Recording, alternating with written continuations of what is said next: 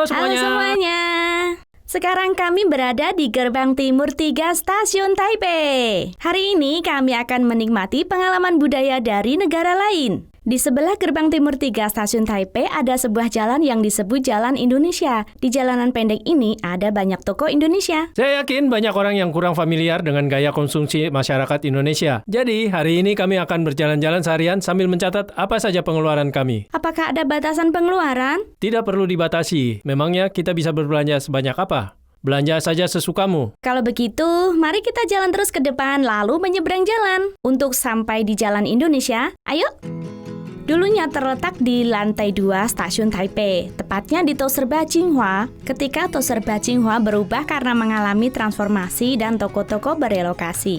Tempat ini mengalami kemunduran dan menjadi tempat berkumpulnya para pekerja migran Indonesia. Hingga tahun 2005, Toserba tersebut tutup dan pertokoan Indonesia pindah ke gang-gang Jalan Peiping Barat di dekatnya. Gang ini panjangnya hanya 50 meter, namun telah menjadi pusat aktivitas warga dan benteng spiritual yang penting bagi orang Indonesia di Taipei. Pertama, kami datang ke restoran Indo Sarijaya. Restoran ini menyediakan makanan lezat dengan cita rasa yang otentik. Makanan Indonesia yang terkenal seperti tempe, sate, rendang sapi, nasi goreng, mie goreng, dan lainnya. Semua tersedia di sini. Kamu makan apa?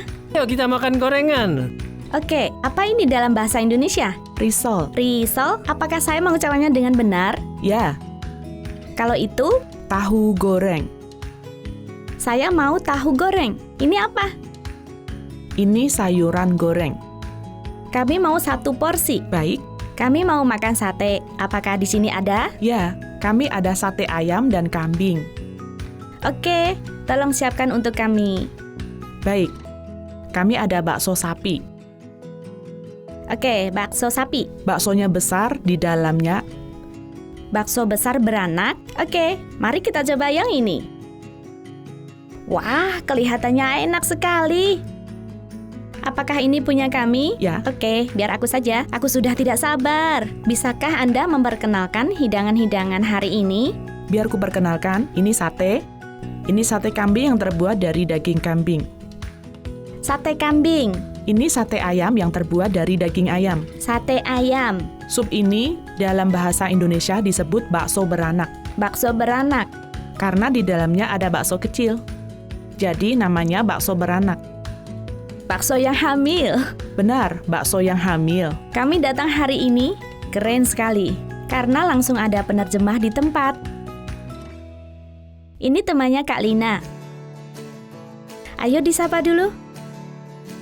Di Indonesia, apa yang harus kita ucapkan sebelum makan? Kita mengucapkan selamat makan. Selamat makan. Itu artinya ayo makan bersama.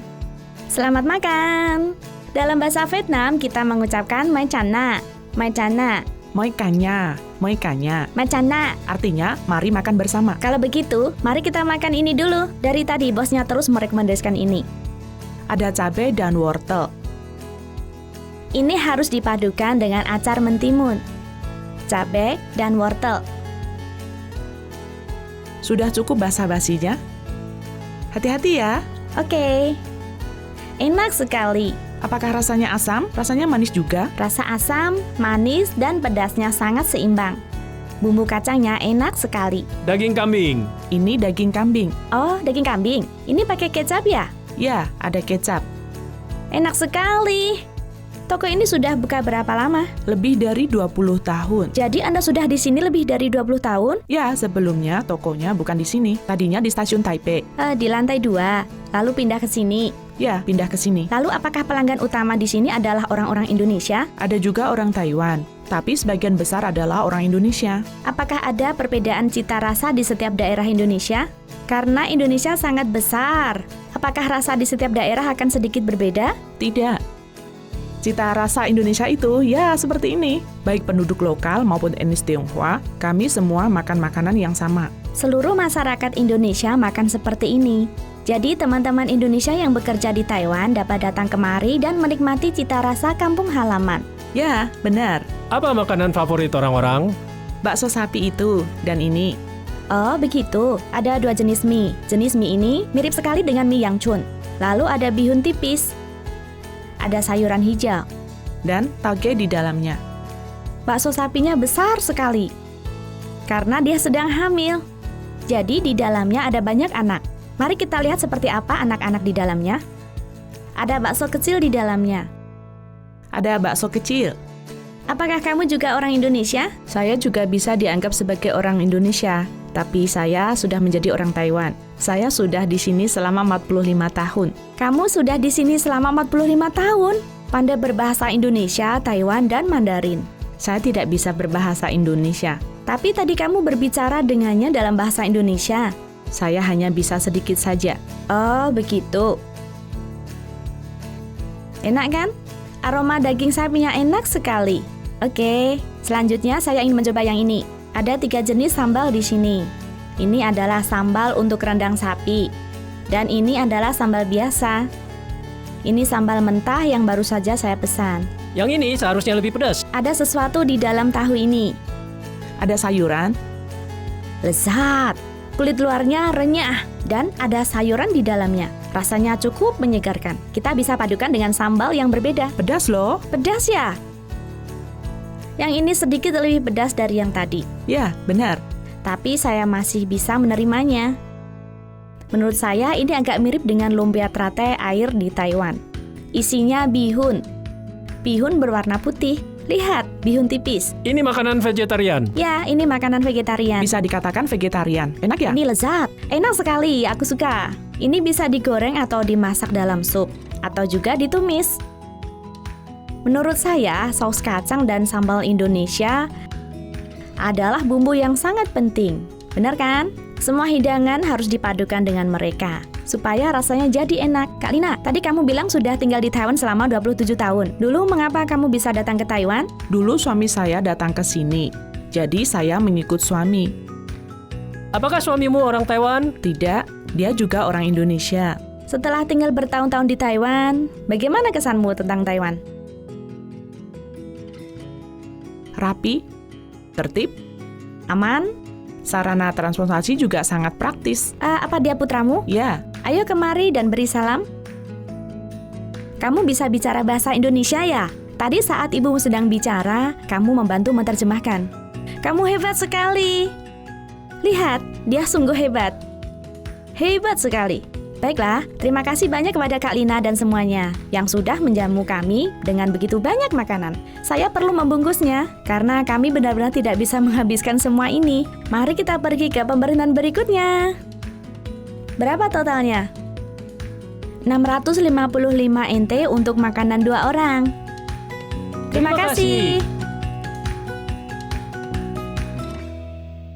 Tadi kita sudah selesai makan siang, sekarang saya ingin makan makanan penutup. Di sebelah toko ada yang menjual martabak manis. Ini adalah makanan penutup khas Indonesia. Nama tokonya Wahaha. Wahaha kedengarannya gembira sekali.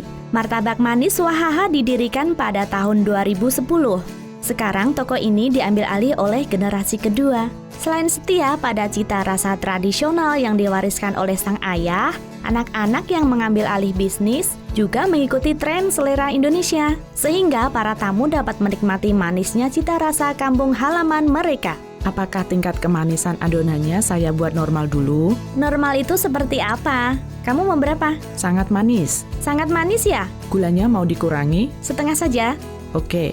Tampaknya teman-teman Indonesia sangat suka makanan manis. Benar sekali, orang Taiwan cenderung ingin mengurangi gula. Orang lokal Indonesia umumnya ingin menambah gula. Apakah kalian hanya buka hari Minggu? Ya, hanya buka hari Minggu. Alasan pertama karena kami memiliki pekerjaan masing-masing. Kami tidak bisa libur begitu saja. Lalu alasan kedua, di jalanan ini pada dasarnya sepi di hari biasa. Kebanyakan teman-teman Indonesia datang ke sini untuk bekerja. Waktu liburan mereka adalah hari Sabtu atau Minggu. Mereka akan janjian untuk bertemu pada hari Minggu di stasiun Taipei, lokasi yang sangat praktis. Lalu mereka akan mampir ke Jalan Indonesia untuk makan.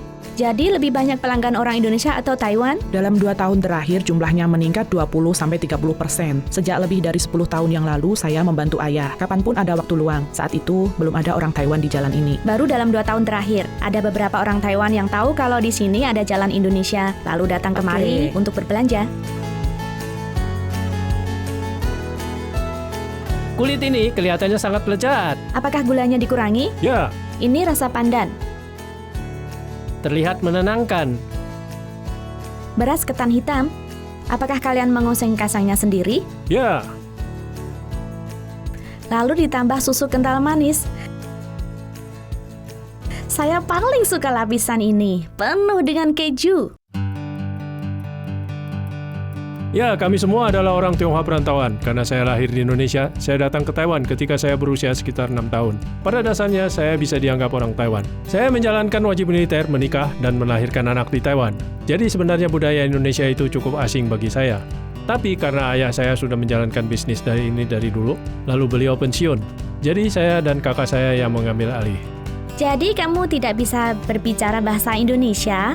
Paling saya hanya bisa 10% saja, karena setelah saya datang ke Taiwan, saya tidak punya banyak kesempatan untuk berbicara bahasa Indonesia. Hanya saja soal makanan. Mungkin saya cukup tertarik. Harga martabak manis kami adalah 265 NT dolar. Dan saya juga membeli makanan penutup yang dibuat oleh bos di dalam. Oke, mari kita coba hidangan penutup ini. Kita pesan kulit rasa pandan. Cantik sekali. Saya juga menyukai warna hijau ini. Anda ingin kasih tahu coba rasa baru ya? Kemarilah, kemarilah. Anda lucu sekali. Wow, dia khusus membuatnya untuk kami. Ini adonan kulit rasa baru. Apakah ini rasa coklat? Ya, coklat. Oh, coklat. Jadi biasanya pakai daun pandan ya. Benar, tapi tidak bisa dianggap rasa baru juga, karena di Indonesia memang ada rasa ini. Oh, memang ada rasa ini. Namun rasa ini langka di Taiwan. Kulitnya agak mirip kue krim Taiwan. Tekstur bagian tengahnya agak seperti kue kukus. Apakah kamu tahu apa itu kue kukus? Ya, di Vietnam ada kue yang mirip seperti ini. Kami menyebutnya beng mo. Untung kita memesan ini, rasanya enak sekali. Apakah ini gulanya dikurangi? Ya, tapi sebenarnya tidak terlalu manis. Menurutku ini sudah pas. Toko ini tidak menyediakan tempat duduk, jadi kebanyakan orang membawa pulang makanannya. Atau bisa kalian lihat mereka langsung makan di sini. Di belakang kami adalah Jalan Indonesia. Jadi kami mengikuti adat istiadat setempat dan makan di sini. Menarik sekali. Ada juga orang Taiwan yang datang ke sini untuk membeli. Setelah selesai makan, mereka bertanya kepada bos, apakah ini bahasa Indonesianya bulan? Lalu mereka akan bilang bulan. Sampai jumpa. Sebenarnya, masyarakat Taiwan semakin terbuka terhadap keberagaman budaya. Banyak anak muda yang bersedia melakukan eksplorasi semacam ini. Saya pikir ini adalah fenomena yang sangat bagus. Enak sekali. Tapi sekarang saya butuh secangkir kopi. Kita butuh itu. Selanjutnya, mari kita pergi ke toko minuman. Sekarang kita sudah tiba di Dede Jamu. Ini adalah toko minuman herbal tradisional Indonesia. Mari kita masuk. Cafe Dede Jamu adalah kafe tematik yang mengkombinasikan kesehatan dan cita rasa Indonesia. Hidangan khas mereka adalah jamu buatan sendiri yang dibuat dengan bahan alami. Suasana di dalam toko menyenangkan dan nyaman, memadukan nuansa modern dan tradisional. Ini adalah tempat yang ideal untuk healing dan mencoba hal-hal baru.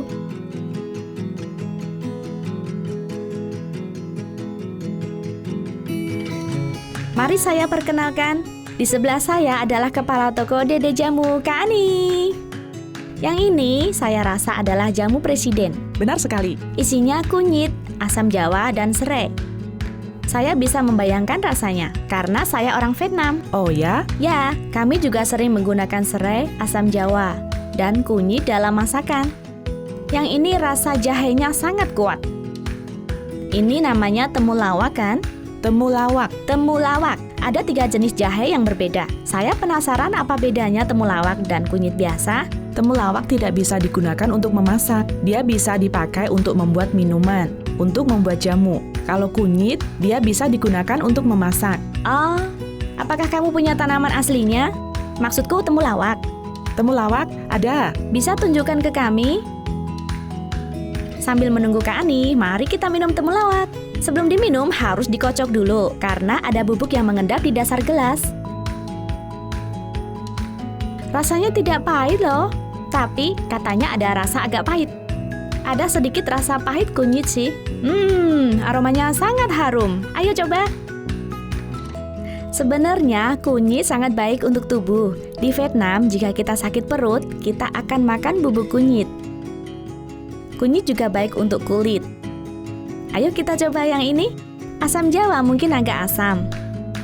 biar saya coba. Asam. Cobalah.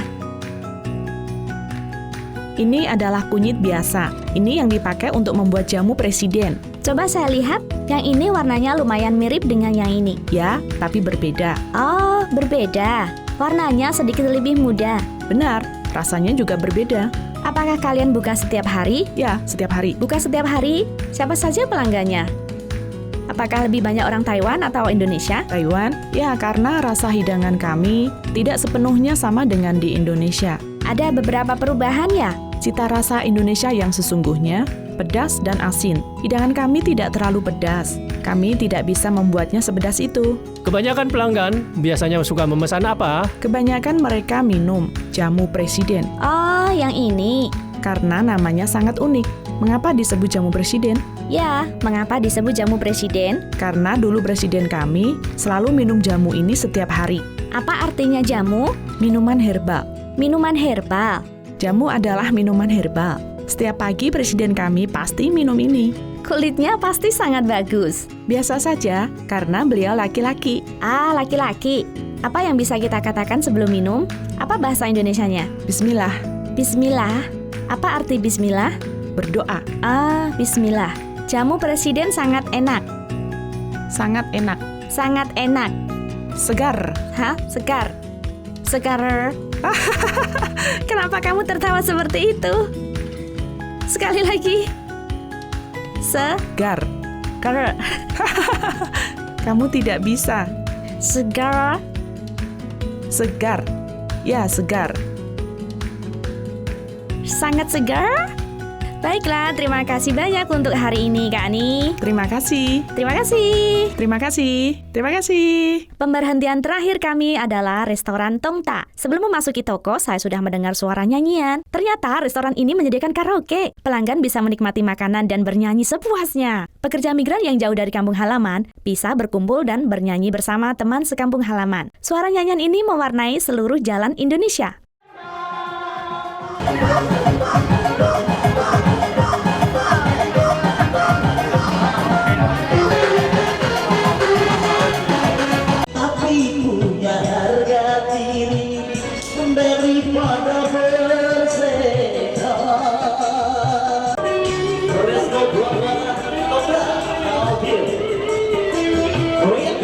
Restoran ini adalah warung prasmanan ala Indonesia. Mereka menyajikan makanan asli Indonesia. Bagi teman-teman yang ingin mencoba makanan Indonesia untuk pertama kali, makan prasmanan juga merupakan pilihan yang baik. Menari sambil mengambil makanan. Itu rendang sapi. Oke, rendang sapi. Dia bilang rendang sapi? Oke. Nasi. Nasi. Ini direbus. Ini pakai kecap. Terima kasih. 400 NT. Ya, ayo makan. Oke. Ini harganya 400 NT. Ya, 400 NT dolar. Sebenarnya tidak murah ya. Ya, karena kita memesan ikan. Ada daging juga.